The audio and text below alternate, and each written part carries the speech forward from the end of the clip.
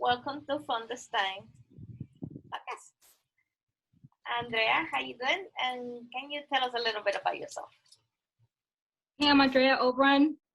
I'm a serial entrepreneur like Niurka, and I'm here to talk about entrepreneurship with some of my info on Globetrot Pro, my consulting programs. So why a serial entrepreneur? Yeah, so serial entrepreneurship kind of comes in, at least for me, it came in waves. It didn't come with a full plan ahead. And it started while I was in the military. While I was in the military, I was already making moves and changes in my life to open businesses. But the know-how and the information from it started early, in my life at least. It doesn't have to start early for everybody. The reason being is because I had entrepreneur family members, like my grandfather, my uncle in Mexico, and I would see them thriving in different ways because it's a different country. And so I was exposed to entrepreneurship early on. So now it kind of morphed into passions and different things. So I have a Baskin-Robbins franchise location. I have a second franchise, a travel agency, and also a consulting firm, which is Globetrot Pro, where I help other entrepreneurs travel the world more. And I think that's something that I think all entrepreneurs should do, because it does definitely open your world. There's so many opportunities overseas and so many things that you can pick that you can implement in your business that you just enrich your environment, period. And for me, at least, I know that every time I go into a new travel, it's just a new adventure, I meet new people, I get energized, and it just drives me to be surrounded by all that diversity. Something that is a key thing right now that we all need to implement. And it opens your mind to it, right? Absolutely. I mean, with the travels, which I do over half of the year, I travel all the time. One, your mind, as you're opening up yourself to all these experiences, automatically is in a different mindset. You become open because you have your mind and your brain, and it hasn't quite experienced that. And so I talk a lot about neural pathways and scientific backing. I'm definitely always focused on gaining information, getting to the root of information, just an information seeker, truth seeking. And in that journey, I've just found, on the scientific perspective, that your mind just automatically starts building different ways to do things. You're thinking that you're doing it through your actions, or maybe you saw an experience and you went that route, but it's more than that. If you're really open to it, your mind starts building different ways to execute on your action. And so, for example, even though I do talk about how I was exposed to entrepreneurship, it was very different for me because I come from a really low income family in the US. And so when I mention sometimes that I don't have a traditional rags to riches story, it's because at home had a single mother of 5. But when I would go to Mexico, which was 4 months out of the year rather, I would see my thriving grandfather and my thriving uncle and my whole family of accountants, of teachers of different professions. But they all viewed my mother as wealthy. They viewed us as wealthy from the US. And so my mindset, I did not learn just how poor we were until I got older. My mindset was like, I'm full of abundance, I'm wealthy. And then I would see these people also gaining more traction and growing their wealth. Like my grandfather had many businesses across Mexicali, Mexico. My uncle was an accountant, but also had his accounting firm. I would see them thriving in business, and it would open my mind at a young age to what they're doing. And so just both of those really different experiences of then coming back from Mexico and realizing sometimes we had not a lot of food, things like that, that then I wonder, like, how are we wealthy? Like, what is wealth? And so you start seeing that when you travel too. In different parts of the world, you start seeing how people gain more by doing less in their own lives, but you're thinking of a bigger option because, one, we are in the US, the wealthiest country still in the world, right? So it definitely changes your perspective every time you travel. And with Globetrot Pro, with my other Globetrot pros that are building to that, we discuss things of that nature a lot in analyzing their business, because when you're traveling, you automatically start opening other opportunities just from your imagination open up, and all the other ideas that you wouldn't have had you not been in different parts of the world. Yeah, I 100% agree with that. Just you look at Starbucks, right?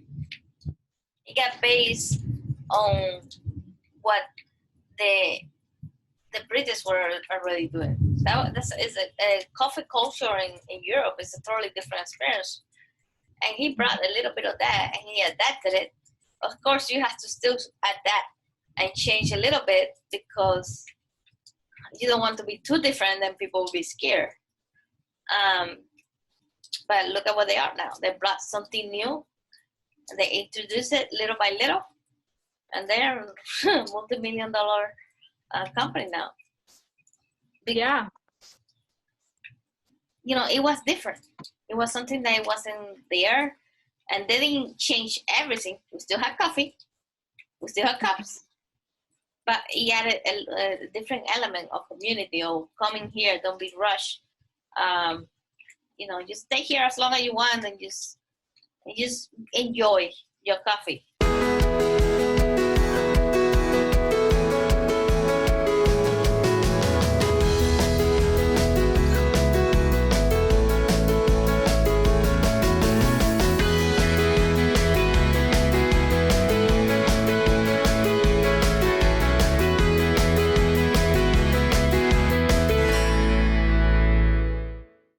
But you enjoy your coffee, you smell your coffee, now you have 2 or 3 cups.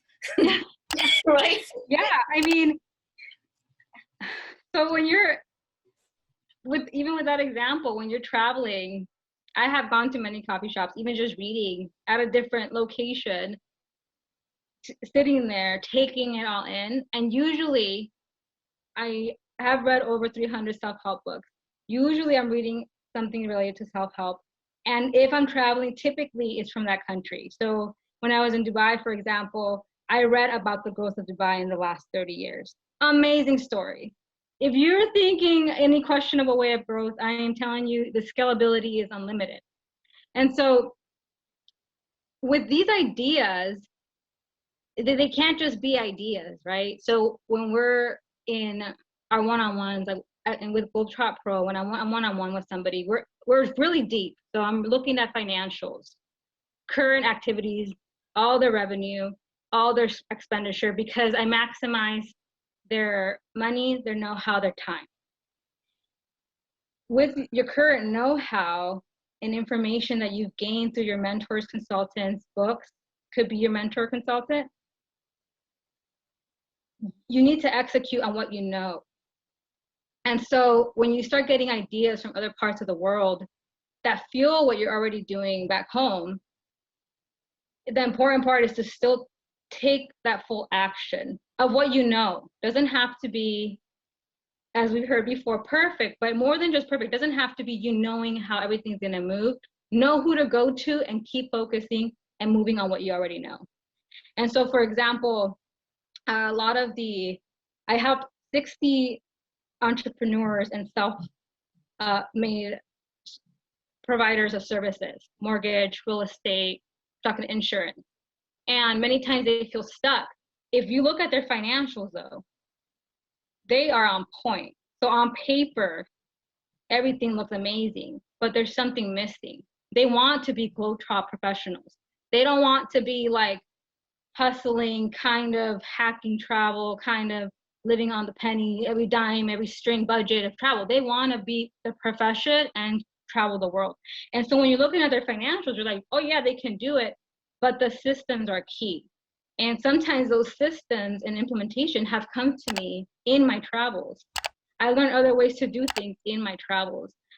Going back to my Mexico when I was little, I kept thinking like about wealth, about success. How did my grandfather have all these locations? How did my uncle, who was also a politician, a different uncle, have 3 different businesses as well, and my rest of my family working for it, right? You start looking at that, that's very personal, but you see it all over the world. You see mom and pop shops all over the world that are run very differently from how they're run here, and your ideas just start expanding. And so even if you're financially set, and in these cases, many people are, now then it becomes a strategy to have the freedom to travel more. Yeah, I think that's important. Like especially for a startup, you need to really be aware of where your assets are, and that's not just money, because you have to become very resourceful and make that money last as much as possible. And that actually means maybe relying a little bit of family, a little bit of friends, resources in the community, and to make that, to start building that foundation. Once you get that foundation in place, start outsourcing and start growing and start scaling. So that's important. Yeah, absolutely. And with your assets, so I always discuss assets and trades. So when I'm looking at financial statements, for example, and helping my cohorts, I have 10 cohorts a year of 6. That's my one-on-one. I am moving towards a group model to help more people. But right now, when I look at their financials very in depth, you see clearly that people are making trades for the biggest payoff. You even see it in the stock market. And I always go back to the stock market because it's very visual and mental. When you're investing in the stock market, you're expecting, you want exponential growth. But sometimes you have a mental block with your time and your know-how. And that mental block can really mess you up because you want to still look at those as assets that you're trading for your biggest payoff. So, for example, if I'm hiring for the shop, for the restaurant, if I'm hiring for the agency and having to train, but then I have Globetrot Pro, so I'm building more one-on-one appointments, I have to know that whatever I'm trading off, I'm saying yes to one thing and no to the other. You cannot have it all and do it all, right? You cannot. So when I'm saying, hey, I know I can train these people myself, but let me train one so that I can open up time for the rest of what I have to do. A lot of times that has to do with earning business, a client that you're really after, because those 5 minutes of that first call, and then 30 minutes, and then 1 hour, and then one-on-one consultation have exponential growth. So when you're looking at your money, like you were talking, Niurka, most people hold on to it, or like they don't want to spend extra. They rely on other resources. It's key to look at all your assets that way, including your time and your know-how. So all your assets are time, know-how, and the tangible money.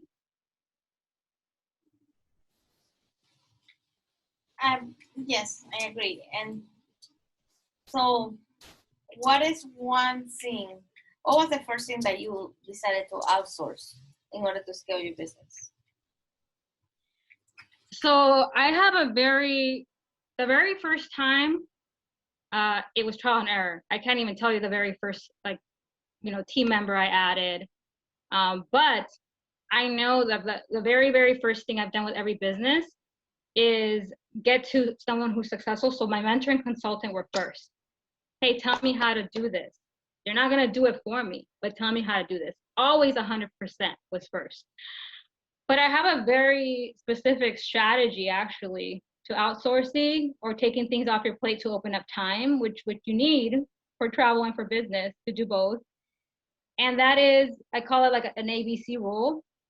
So you analyze everything that is gaining you revenue and income, because so each business has different revenue streams, income streams. So if I start with one, the very first thing I would do is, okay, in order for me to build this revenue stream, it's one-on-one with clients, for example. I need to build XYZ clients to meet my financial goal.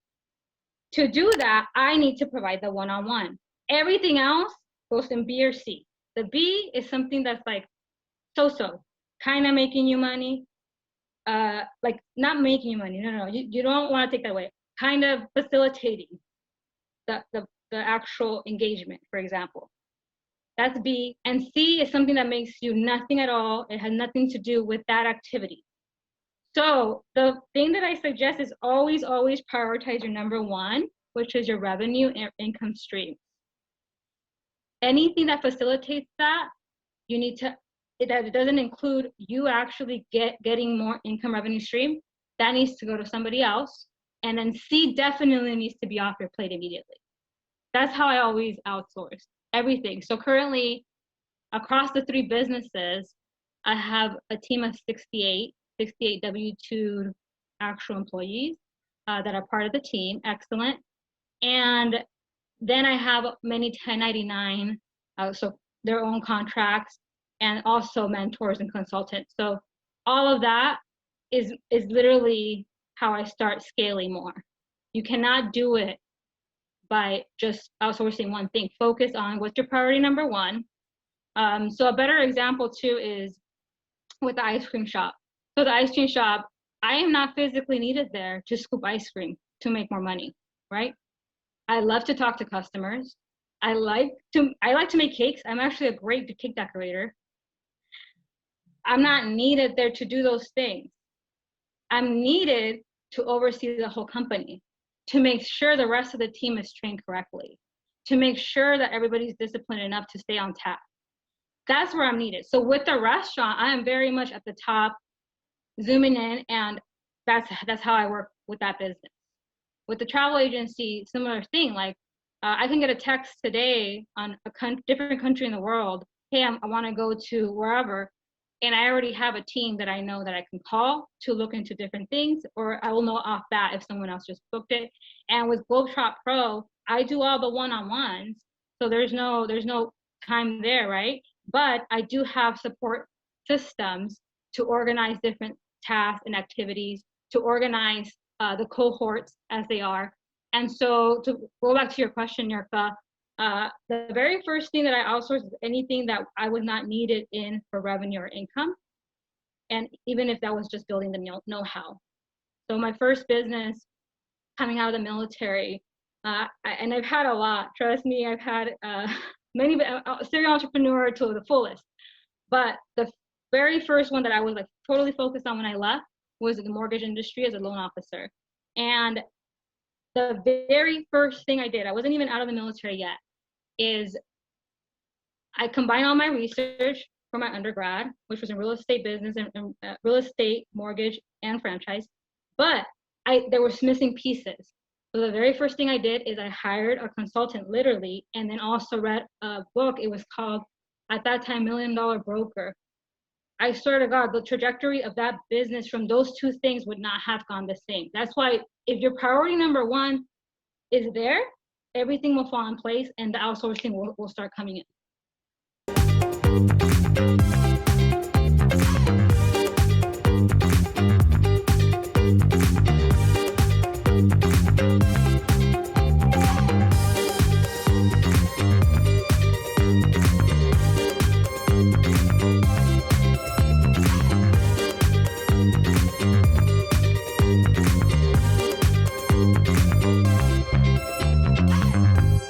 So ABC.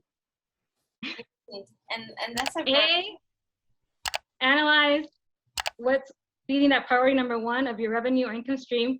B, was facilitating it, but not actually executing it.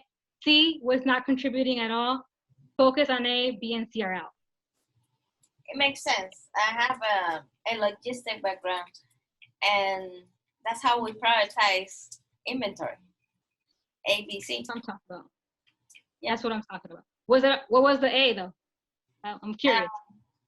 The ones that make the most income, the more Excellent. valuable. That's your A. Your B is like, it might be a low ticket item, but it sells. It makes a lot of money. Because sometimes the high price items, they make a lot of money once, but they sell very little. I take it, yeah. So you still wanted to secure, but you wanted to have it in different buckets. And then the C is stuff that is filling space. Absolutely. I mean, and it's not like I just woke up one day, guys, obviously, and just like, oh, I'm ready to roll. I know how to prioritize my time. And the know-how there is, I'm talking years upon years, right? So logistics, I mean, so many companies, big companies build systems. So very similar. Like say you got into logistics as a business, or when you were at working, trying to have your exit plan to start a business, that is a very key takeaway there. That know-how you gain from that, you can implement again in different businesses, just like we just did. Like you're like, hey, actually, I've done that before. This is what I'm talking about. Like sometimes when I'm working on these with these clients, they're excellent. They have the knowledge. Like you can see it on paper, like multiple six figures, multiple revenue streams, but there's something missing with how it's being facilitated because they have zero time for quality time with family or just their own trips. So very important, like what you just did, is to remind yourself of what's already in you and how it translates to business. I think that's super important, right? We have to build the foundation the right way. Like, when construction, you build a house, you don't build the foundation right, that house might look pretty, and then, it's like crumble on top of you. So yeah, having the system, having the logistics, having the right people and the right assets in place, that's definitely something that needs to be paid attention to. Maybe you don't have to know everything, you can outsource it, but know where to go when things start going wrong, because they will. That's part of it. I mean, there's no way for anybody to maximize their growth without having. Sometimes people say, well, what if you don't know what you're missing?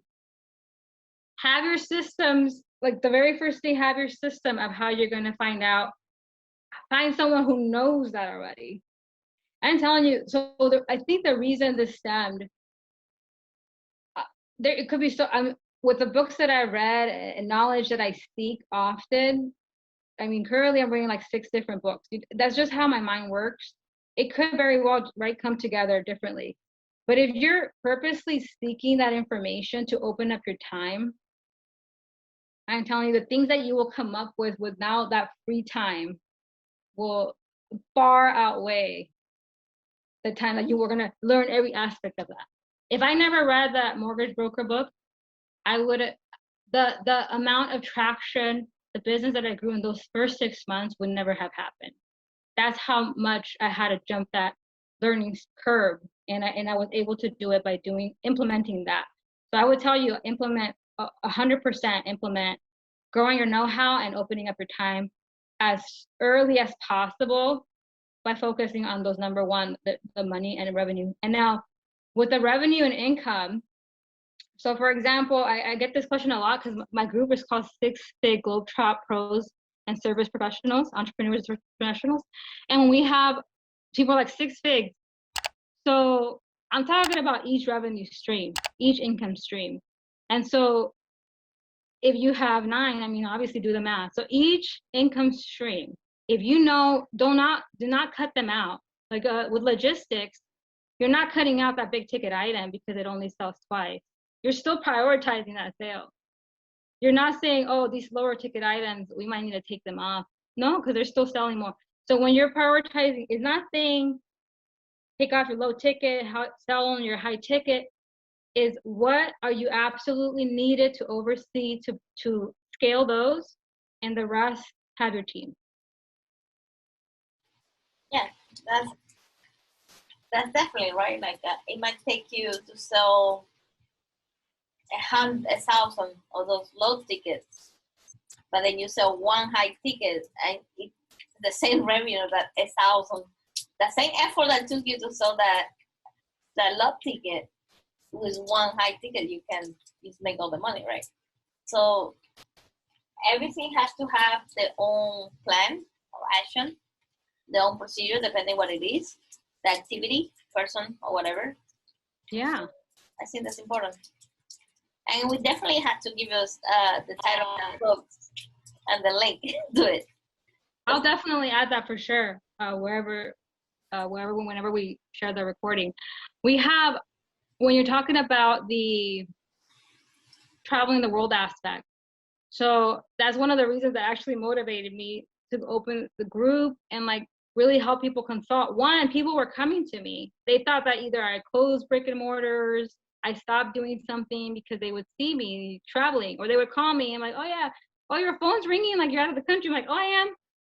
Oh, well, are you still doing XYZ? The reason they would think that, they just would think there's no possible way this mother of four married is globetrotting and have businesses. And so people started asking like, hey, like I must be doing something wrong. Like, can you help me out? Like, clearly I'm not doing anything wrong because my money's coming in, but I'm doing something wrong where I'm not free to just go do what I want to do. And I felt the urgency to do a group, to start doing more of a group model, because I didn't have a blueprint, so to speak. I knew what I learned, and then as people and these cohorts I started building to do one-on-ones with, I knew how to get them there. And there are all sorts of businesses, from franchise owners, small mom and pops that exponential growth though, multiple location owners, and online. So different businesses. I knew how to get them there, but I started realizing that there was not anything actually focused on that. Like if you look up groups, they'd focus on helping you build a completely different business, not on your passion, on the business you already have, right? And so that's what really prompted me over the last 5 years, and this last few months, hasn't been long, to open the group. But what really prompted me to help the cohorts that I had was that, it's like, I can totally help you, but I wonder how come nobody really talks about prioritizing these things, with the idea of being able to travel more and having systems in place to still have access to what you need while you're traveling. That's great. I think a lot of people need that. So I don't think you're going to run out of customers anytime soon. I hope so. I mean, people, it's like you said, I think everybody needs that to travel, but I'm telling you, you'd be surprised how many service providers and entrepreneurs, because service providers, the reason I include them, like the mortgage industry, I was definitely W-2, but service providers are very much entrepreneurs. You cannot run, you don't have a schedule, you're not clocking in, clocking out, you're not, none of that. So you're very much a contractor of whatever company you choose to hold your license in. So having that knowledge, I realized obviously there's very much an entrepreneurial spirit there. And so when I met my husband, who had 5 years my senior on our careers, he was excelling, but he never traveled. He had the idea, thought to travel. I told you before, but he was like, Vegas and Vegas, that's it. Like he was in Arizona and would go to Vegas and back, sometimes Mexico, that's it. And when he met me, he couldn't believe how much I already traveled at that time. And part of it is the military too, because the military, you learn how to do things on the move, right? So joining the military, you have certain skill sets, and then you amplify different skill sets while in. That was just like automatic for me, because it's like you're moving faster than whatever's happening. So traveling while doing it was not a big deal to me. So yeah, you would think that as successful financially as some people are, that's automatic, but it truly isn't. You have to build the mindset and build the systems and merge them to get there. Yeah, I think so. And I think a lot of that skills that you learn in the military translate, right? This is resilience for once. That's definitely something. The traveling experience to very different places, good and bad. Yeah. And you have to have a plan, right? You can maybe you have 24 hours, but in 24 hours you need to be there, ready to go. Oh yeah, like You so know, with 24 hours, I was in the 82nd Airborne Division. I know that some people may already be aware of that division, but it gets activated within 48 hours is the idea. But the logistics and planning and services and structure is there, right? So being in that division and seeing how fast things can definitely change, like lives change very quickly, it just, again, it fueled this nomad style of, I'm ready to roll. Like, I know I can handle so many things moving right along. And a lot of us, if you're a veteran, already have it in you. And so definitely that mindset is key because, like I said, my husband, he has zero military, no interest ever in joining the military at all. But also some of my cohorts, some of my clients are not veterans or ever considered. And so when you have this mindset of that possibility already amplified by those experiences of your own travels and the military, now it's time to execute on your actual strategy. So if you're a veteran entrepreneur and you're like, no, I don't see how I can leave my brick and mortar. It's like, I guarantee you if I look, I can see immediately how you can gain 7 to 10 hours, even a week, which if you think 520 a year, that's a lot of hours to travel, you know? that's how much money you're going to save. Yes. A brick and mortar, rent, utilities, all that stuff goes away. You will have still a bill, but it's going to be a lot less. Oh yeah, you're talking about yeah. So some people, some entrepreneurs and service pros definitely are doing a exit plan into fully laptop, fully phone. But you could definitely do it both ways. So like I was telling you, even when I would read books on globetrotting, on business, I would not find anything because they essentially were saying that I couldn't do it. I would find books that said, oh yeah, if you're in the financial industry, you can't do that. I'm like, wait, what? Tell me one more time I can't do that. You know, like I'm like, all right, let's try to figure this out. Then I would find another book like, oh, if you have a brick and mortar, even they would literally explicitly say, if you have a brick and mortar, you can't do it. I'm like, okay, because all my businesses have been brick and mortar. So I'm like, this is really wild. Like everything's saying, I'm like, but I already traveled at that time when I was figuring that out. That was in 2008. At that time, I was already licensed and I had 2 businesses. I had a concierge business, brick and mortar, and I had a dog kennel. So 3 brick and mortars. And I was like, wow, like I already travel, I would count like 4 months this year. But they're saying you can't do it. I'm like, well, you can. It is more difficult, but like you can implement. So I'm telling you, this was back in 2008, right? All this planning and strategies, but it definitely, if you're all online, there's no question. But if you're not, the systems are there to do it. Yeah, you just have to pre-plan. That's the key. You have to pre-plan everything ahead of time, so you'll be ready to go in 24 hours. That's right. You know, you need to have a system in place.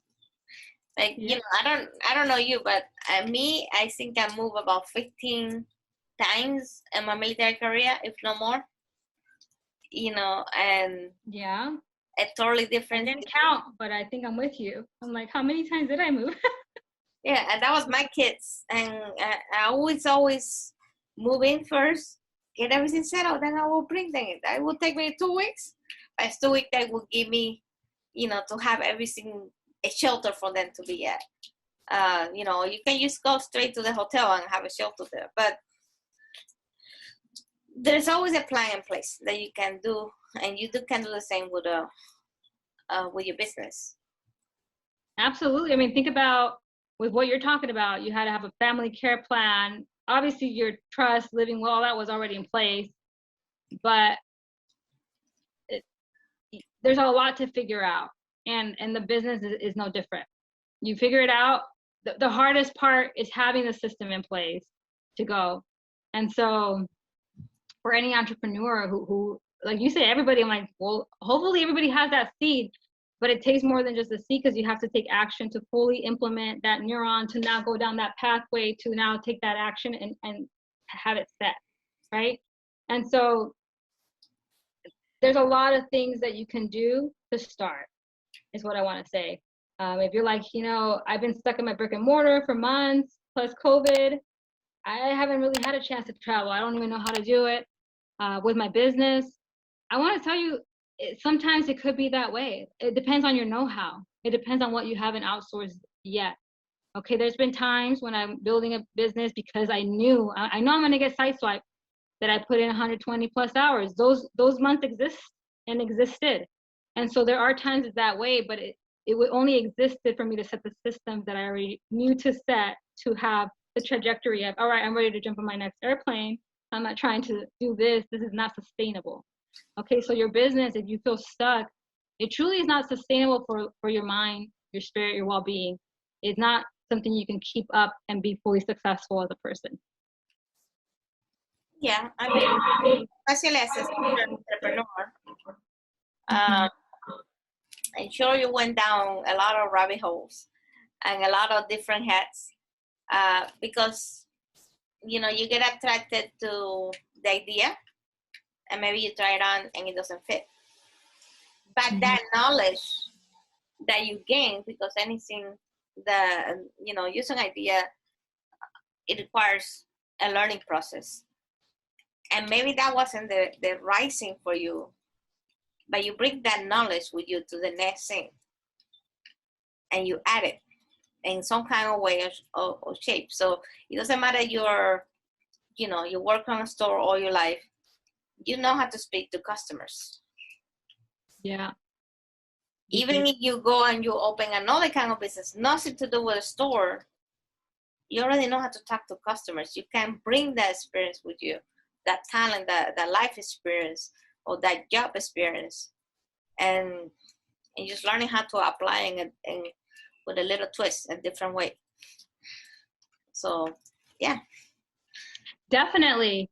And that goes back to what I was talking about with assets too, because I spent a whole week in my group talking about know-how, but I only touch on it, right? Because I'm telling you, I can go on forever on any of these topics. It's not like a bad thing. It's just like, I want to give information, like just protruding out. But with the know-how specifically, which is what you're talking about there is, you got to set the time to do it. If not, you will go down the rabbit hole. Mm-hmm. You definitely will go down the rabbit holes. I mean, with serial entrepreneurship, you have ambitions, you have thoughts, but if you go back, even just focus on that ABC, what I was talking about, when you start focusing on just your revenue, income streams, and how you're needed there, you'll stay focused. Because then, with all the other tasks taken off, your ideas for that specific revenue stream start growing. So then you're no longer, hey, I think I need to add 5 more sources of income. Okay, what about focusing on the ones you have in front of you? So it's definitely easy to do that. But, again, I have this crystal geyser water in front of me. But when you have this much information from years of experience, and then your actual know-how of executing, and then people see the top, what do we fall privy to that? Like if we do the rabbit hole, I can do that. No, focus on your know-how and building what you are honestly passionate about. Yeah, you have to separate the hobbies, the things that are fun to do, but maybe you are not, you're not really, what the level that you need to be to make it in a full-time goal. To what actually passion, and then you can just keep on learning and doing all those skills and keep building on it, and you're not going to get tired of doing it. Absolutely. It's called, I that's like the side hustle syndrome. I love the term side hustle. Don't get me wrong. Like your side hustle. But some people use it and it kind of is a crutch because you'll say, it's just my side job. It's just my side hustle. I don't actually need to focus on it. It's like the term is more used as like a fun term, a side hustle. Like I said, I like the term. But if you're having that as a mind blocker of why you should actually focus more on that, you're going to have a lot of little hobbies that actually are costing you more money. With travel is important because I've seen both sides of the spectrum, right? People who are very successful and they feel stuck. I've been talking about that. And then when you review financials, like, man, you're killing it. But they can't, they're traveling only to like a business meeting back home, whatever they need to do, but it has nothing to do with enjoying themselves. But there's the other side of the spectrum. I'm traveling all over the world, couch hopping or whatever, finding a hostel, wherever, which is fine if that's your thing, backpacking. Some people enjoy that. Most people aren't doing that just because that's a choice they have. They're doing that because they don't have the income to be able to stay in a luxury resort or wherever they want to stay at. And so I found both sides of the spectrum where someone's like blogging to travel, but then you look at their financials like, bro, I don't even know how you're paying for me. Like, how are you making money? Like, what? And then that's just a hobby. And then I find someone who does it, but there's a fine line and there's a really sweet spot to hit there. So that's important that you hit that because it goes outside of travel. Some people get side hustled out and then different rabbit holes and then they're not making money in any of them. But with travel is important because then it's a huge liability. Even if you're couch hopping or even if you're hostel backpacking, it's still a huge liability because you're not making money and you're spending money even as little as you can, but you're still spending money. And so there's a really sweet spot to both, to having your business scale and to travel and actually enjoy the travel and the time there. Yeah. And you have to find how it fits your style or your business. So if the thing that drive you is to travel, how are you going to make that your business? Because there's a lot of different ways to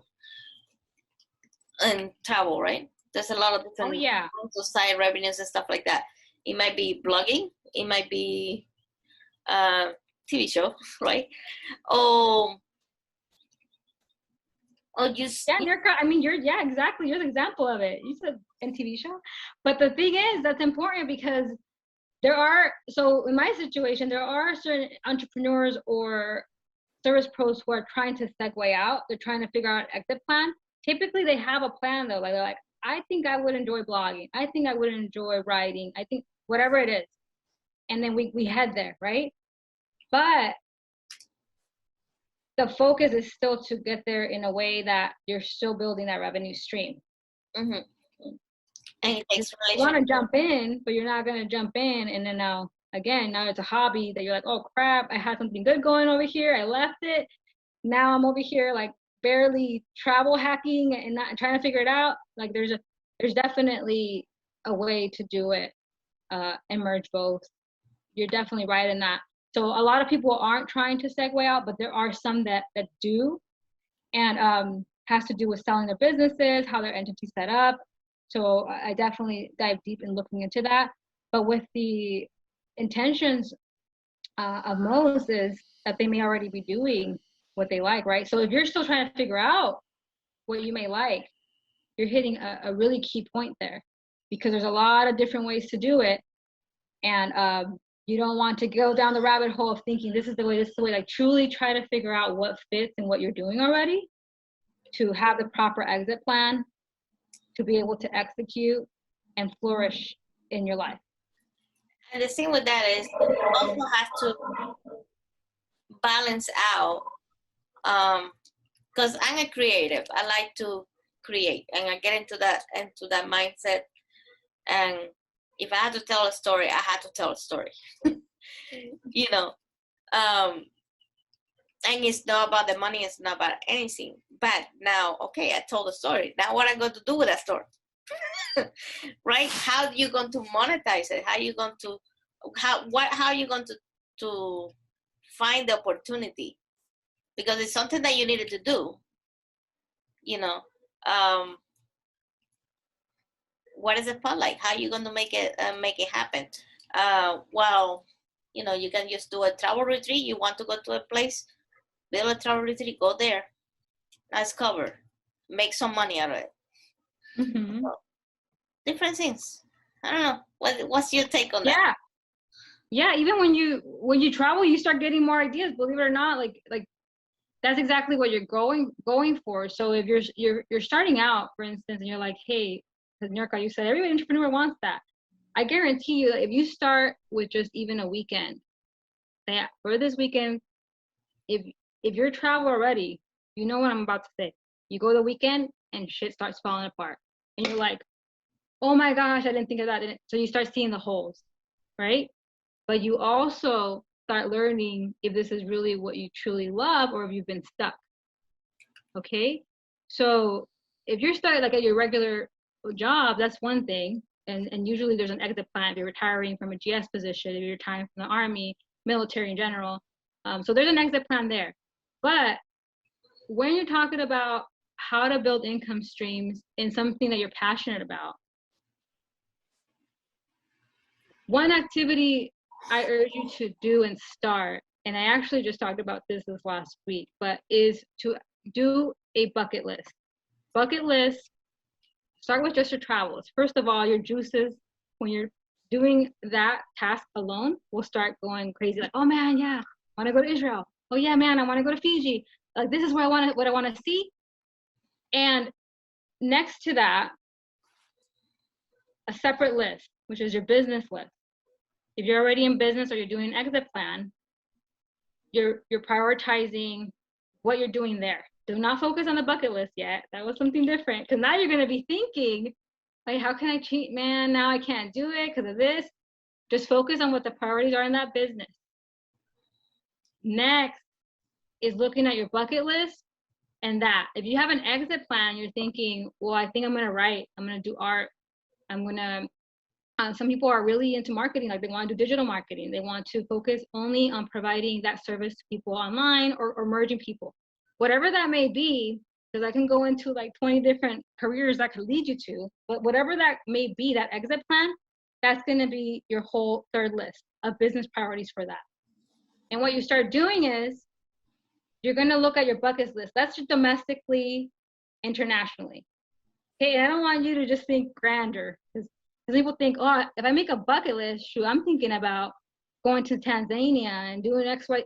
Like that's really expensive. That's fine, but focus on domestic, international, even in the state you're in the city you're in. Like, you know, I've always wanted to see X, Y, Z. What you do there, when you start seeing all three, one, you're going to start seeing what you are actually, your trajectory of travel, how clear it is, what's going to take you to get there. You're going to start seeing that. But second, that third list starts being your exit plan.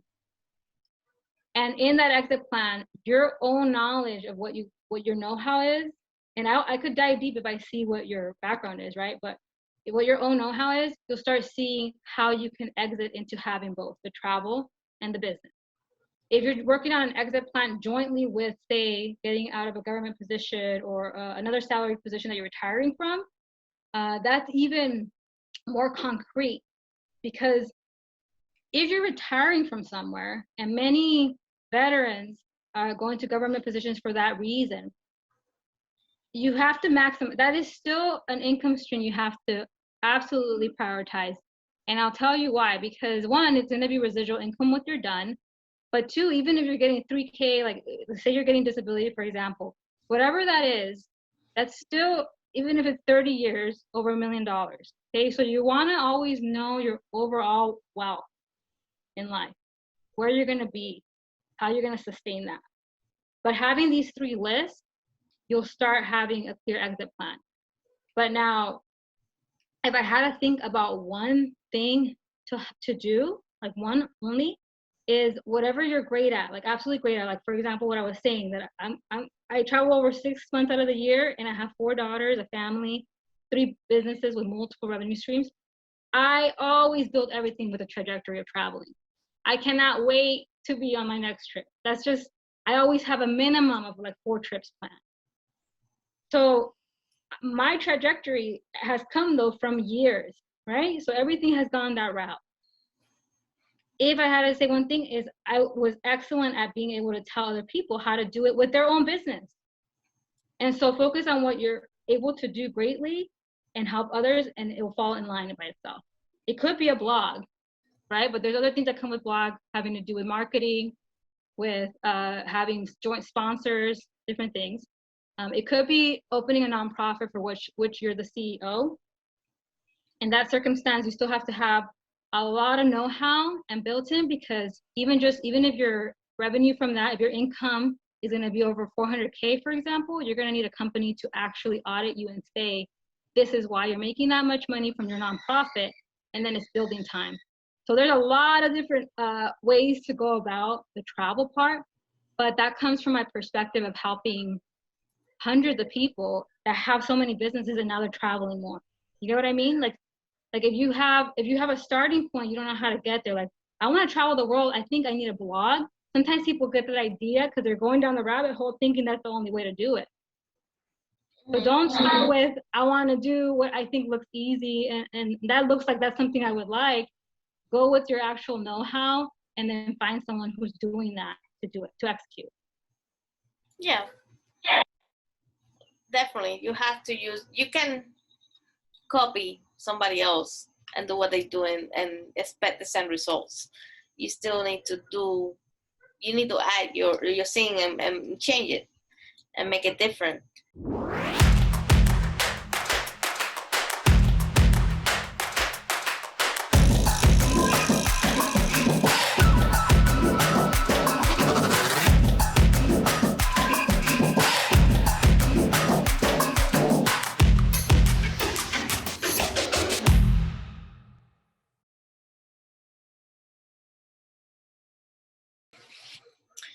You mentioned before that as a veteran entrepreneur, there's a lot of travel benefits that people don't know about it.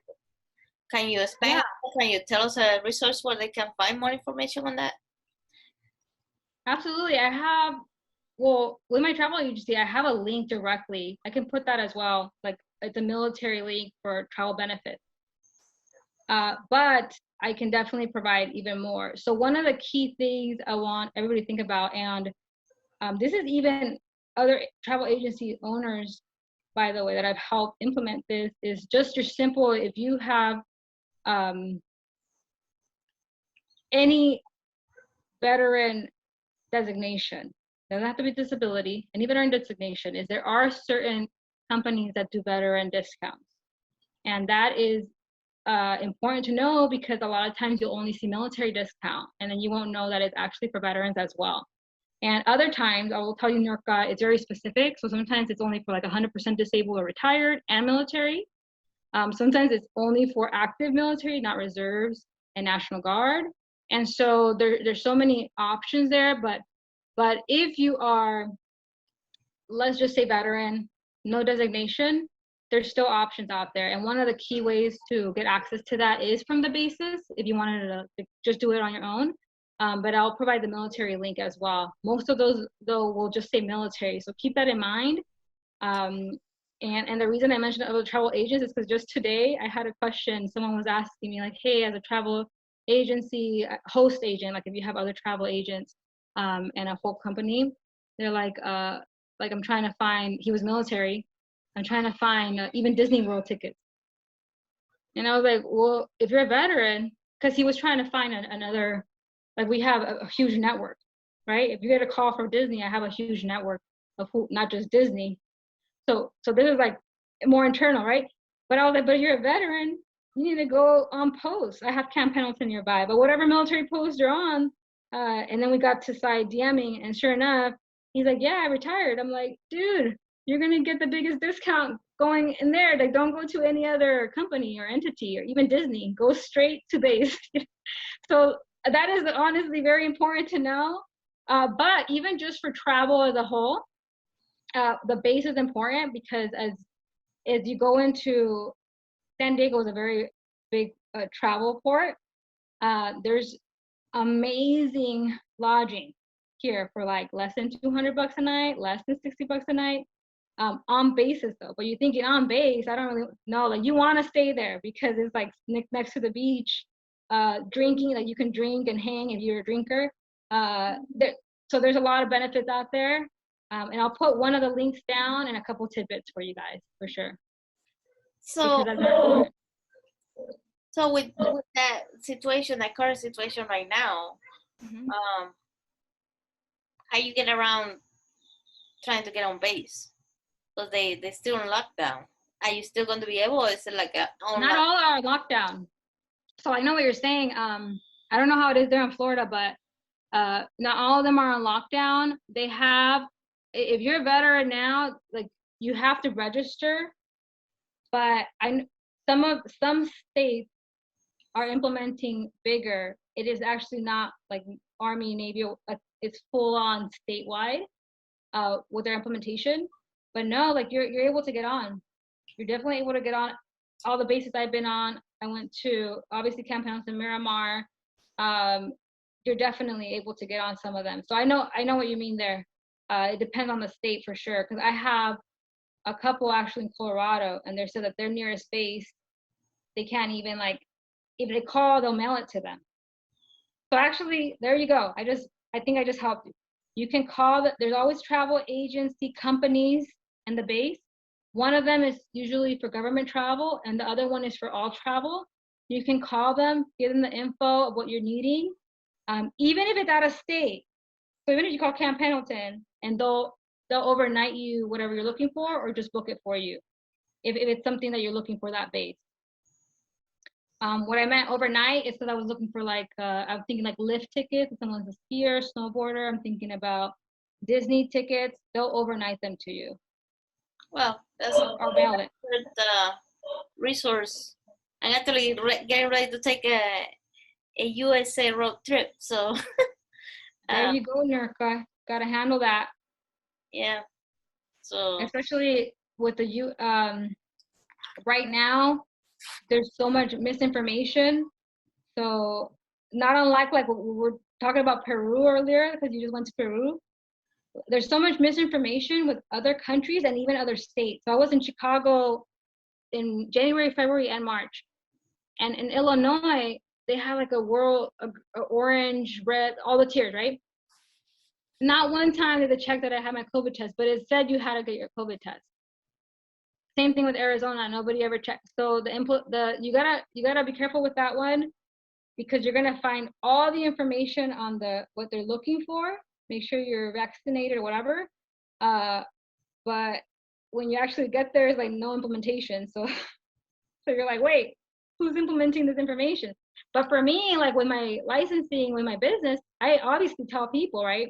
I'm like, look, I'm gonna shoot you straight. It says guideline is this. Is anybody gonna check? No.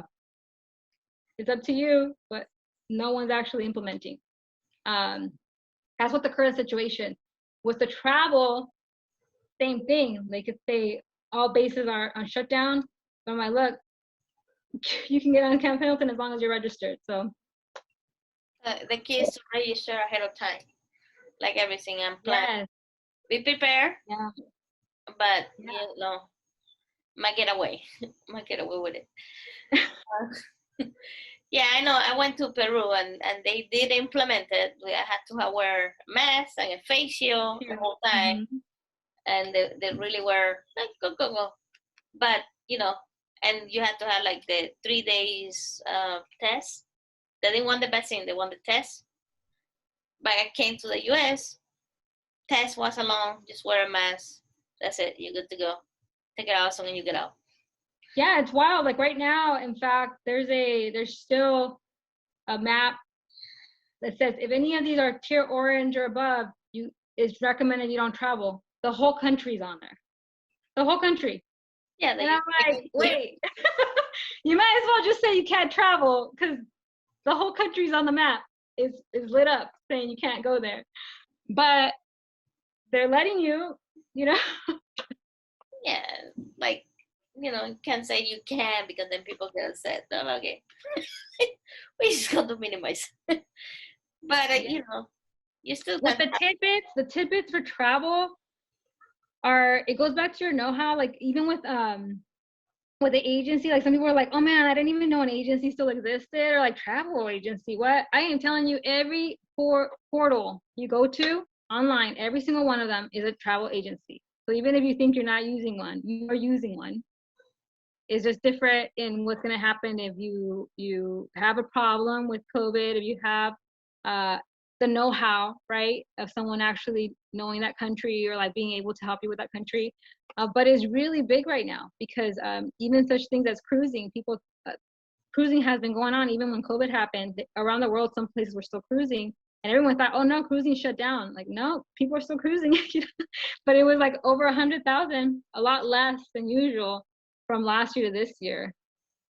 And then now cruising's back open and not in the US. So it's like so many mixed information that could mess you up, especially if you're a business owner, because you're already juggling so much information and you're like, I'm going to take 20 more hours to research this. But you could do that. You can research something else with that time. I think the biggest problem is right now there's so much, you only can listen to what you want to listen, that you miss out the other side of the coin. And, people are like very focused on one thing. It's all black. You go to the next channel, it's all white. And there's so many shades in between that you need to be open and you need to be looking and going overseas and see what they're saying as well. Because they might give you the stuff that probably the 50% that they're giving you in the white and black. Dude, absolutely. So I helped twice now in the last year a family, and everything in the US was saying Italy's closed. And I'm like, but no, but going back to the implementation, but also the Italian news, because you can switch to Italian, whatever news you want, was not saying that it was closed. Some were, some weren't.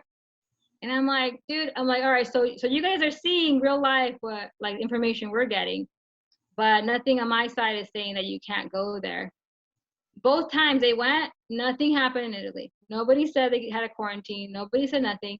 Then the reason they were going because their daughter's going to school there. So all these things to, get ready, and you can't. However, I just got back from the U.S. Virgin Islands. They're 100% checking.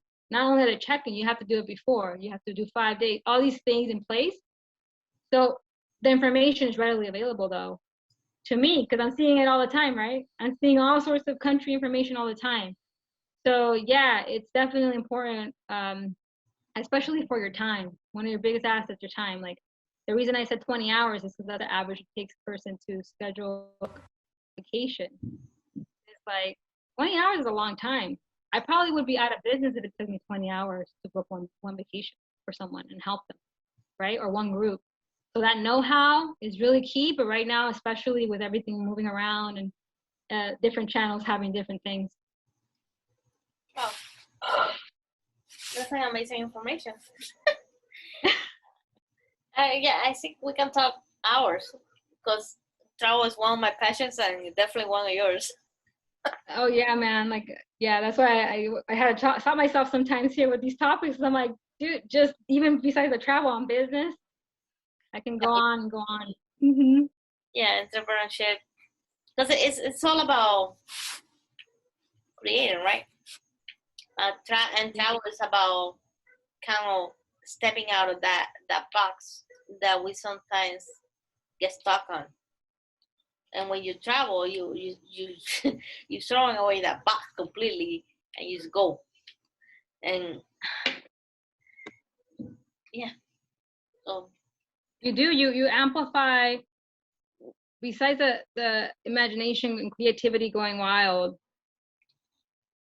you are combining everything that makes you happy. But that is when I say like people, you may think people want to travel more, but sometimes there's a mind block there because they look at it as a liability. They don't know how to actually make it a way to grow their own business. And two, when they're looking at it as a liability, they don't see like, then should I really take that $20,000 trip? Or like, ooh, if I take this road trip across the country, it's gonna be about $20K with every stop. How long? Depending on how long. But it's changing that mindset, because when you have the 4 pillars of your life, spirituality, wealth, health, mindset, it's feeding 3 of them. And that in itself builds your wealth. It's feeding your mind, it's feeding your health. It's shown over, like there's so much science. But the reason I talk about science, I have post-bac in biochemistry and a lot of psychology. So I always, I need the knowledge. I seek for the knowledge, but making sure that it's real, right? And there's a lot of science that backs travel being healthy for you. And just that alone, like if you start even thinking in that, like when you're feeling you're stuck, no, I'm stuck in my business. If I do that, I can't do my business. If you remind your brain, oh, no, I have all this evidence that it's actually a good thing, you automatically start relaxing on the traveling and running your business at the same time. Just showing your brain the evidence so that your mind comes together with your brain, like, you're actually thinking this the wrong way. You can do that with anything in business too, by the way. Oh man, I'm not good enough. I don't think I should charge clients $6K a year or whatever you're charging. Wait a second. You have evidence of the hundreds of people you've touched and changed, the transformations you've made. If you focus on that, you're telling your mind, nah, you're wrong right now. You're wrong right now. I have evidence to support that that's wrong. So the same thing with travel. Oh man, I don't want to take that travel. It's costing me. Well, what you're going to gain from that travel evidence has shown it's going to benefit you in health, spirit, and mind. So if you have that evidence, you start lowering, and having those 3 balanced automatically feeds your wealth. I believe it. I think every time I travel, I definitely have a story about my travel to Peru that I had to tell really soon. I'm trying to pace myself to go down that rabbit hole, because once I go, I go. But, it's something that spoke to me. It's something that it feed my soul, because I think travel feed your soul. And so it's something that I feel to do, and something will come out of it. So I think that depending on the person, it might be something that you need to do. You need to take that break, whatever that means for you, and reset. Take that chance to reset, re-energize, and really focus on what you really want to do. So, yeah. Absolutely. The reset, it happened. It happened. Every time. Where can they find you? You have so many amazing ideas and so many research. Well, thank you. Mm-hmm. Where can they find you? I'll put down like the group. I think that'd be the best, because some of these information that I gave, honestly, like it was like a week worth of that. So I'll put that, and obviously my Facebook. I'm the type of person, I don't mind if you call me, as you can tell, Niurka. So I'd be like, oh, here's my cell phone. But yeah, you want to find me, my information on globetrotting and all that, that'll be there, because there'll be videos, there'll be stuff on there to look at. Okay. And I'll go ahead and put that link. For the travel, the military, that's www.globetrothub.com. I'll put the link, because it'll have a specific military one for discounts. And as you guys saw, because I went, like 5 minutes just from that, there's so many things out there though. Those are like the ones that are explicitly stated, so you can see, and if it's something that's calling your attention. But that we can list a lot of that when we were talking about with travel, everything. So definitely the group link I'll post down. You're tagging me on this video, so you can add me as a friend if you would like to. That's fine. And definitely the group. Okay. Because all the friends that are going to be listening, we definitely love to travel. We're a travel bunch, right? And right now you travel, it can be so, you already can get into all the national park for free. Yeah. You can get the discount for go in the hotels and go all the stuff. That means that you can travel for like probably half of the cost. Yeah, absolutely. So plan it and be ready to go in 24 hours. For sure.